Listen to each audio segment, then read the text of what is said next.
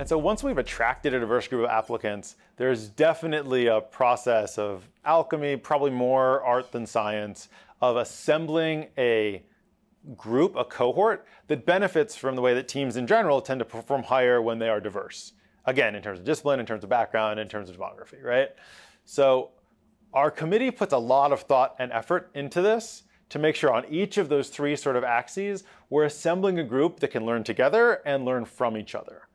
But it's very much, and the main starting point we have is at least 35% of our teams each year are explicitly social purpose in nature.